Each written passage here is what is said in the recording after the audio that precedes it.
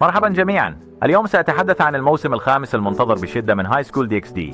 معظمكم يطلب مني الحديث عن هذا الأمر منذ فترة، وقبل بضعة أيام في 16 من أبريل كان عيد ميلاد هودو إيسي، حتى أن المؤلف غرد حول ذلك، لكن لا يوجد أي إعلان رسمي بشأن الموسم الخامس. للأسف مبتكر هاي سكول دي اكس دي كان مريضا جدا في السنوات الأخيرة. من المهم أن نلاحظ أن أي ادعاءات بتأكيد الموسم الخامس هي ببساطة غير صحيحة. معظمكم ربما شاهد هذه الأخبار الزائفة من مواقع مختلفة، والتي هي زائفة تماما. في الماضي غرد المؤلف بأن دعم المعجبين الغربيين لإصدارات الروايات الخفيفة باللغة الإنجليزية قد يؤثر بشكل محتمل على قرار الموسم الخامس.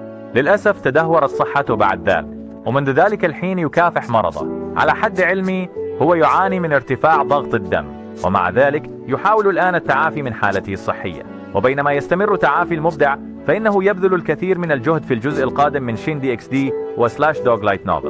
وهناك أيضا أخبار عن سلسلة جديدة تماما بعنوان جونيور هاي سكول دي اكس دي، وهي رواية خفيفة تتميز ببطلة أنثى. أيضا تم الإعلان عن لعبة RPG على الويب تسمى هاي سكول دي اكس دي اوبريشن بارادايس انفينيتي قبل بضعة أشهر، ولكن لنكون صادقين نحن نتوق لموسم جديد. ومع ذلك قد تكون هذه اللعبة علامة جيدة. استمرار الضجة حول السلسلة قد يحفز الموسم الخامس. الضجة حول هاي سكول دي اكس دي قوية بلا شك. مع ذلك لم يعلق المبدع على تصريحاته السابقة حول مبيعات الروايات الخفيفة الإنجليزية وتأثيرها على الموسم الخامس، وليس هناك خطة حاليا لإنتاج الأنمي. يجب علينا الانتظار.